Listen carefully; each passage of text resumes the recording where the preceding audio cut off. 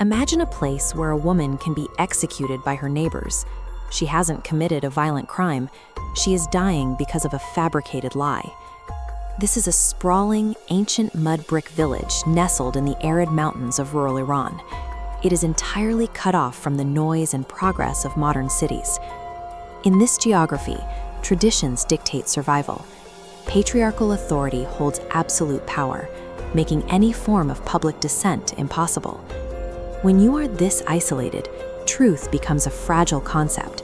It is easily overwritten by whatever the local authority dictates. A woman named Soraya lived here. She was a mother and a wife, going about her daily domestic labor, following the strict rules of society. This chart breaks down the stark financial reality her husband faced when he decided he wanted a younger wife. A legal divorce required him to return her dowry, a transfer of wealth to the bride, and provide financial support. A criminal accusation cost him nothing. He decided to bypass that financial burden entirely, inventing a rumor instead. An ordinary person became a target for destruction simply because her continued existence was financially inconvenient to a man who held systemic power. The specific weapon he chose was a formal accusation of adultery. The village operated in a judicial vacuum. Zero physical evidence was required to support the claim, and no formal investigation was ever conducted by the leadership.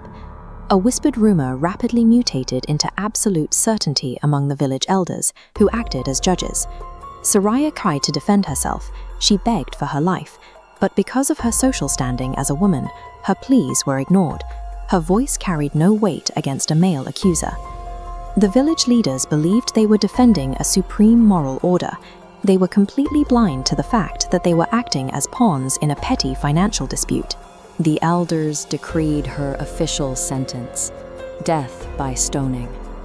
This diagram shows the mechanics of the punishment. The victim is buried in compacted earth up to her chest, stripping her ability to flee or defend herself.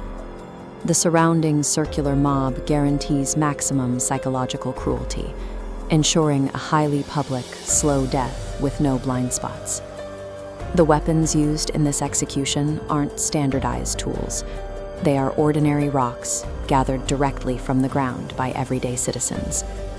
This specific method of execution takes a private lie and turns it into a mandatory, collective act of community violence. On the day of the execution, the entire community gathered together. Former friends and neighbors arrived ready to participate.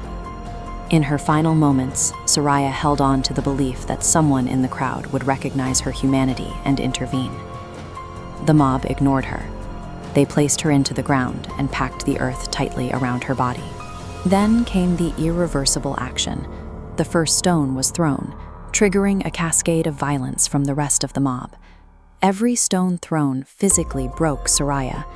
At the same time, it systematically destroyed the moral humanity of every single person participating in the mob.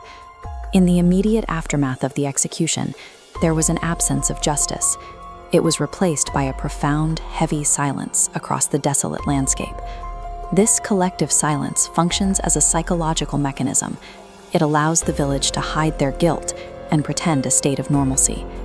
This historical event carries a warning about the universal dangers of unchecked power and what happens when societies stop questioning authority. The greatest evils in history are rarely committed by monsters. They are carried out by ordinary people who choose the convenience of silence over the burden of truth.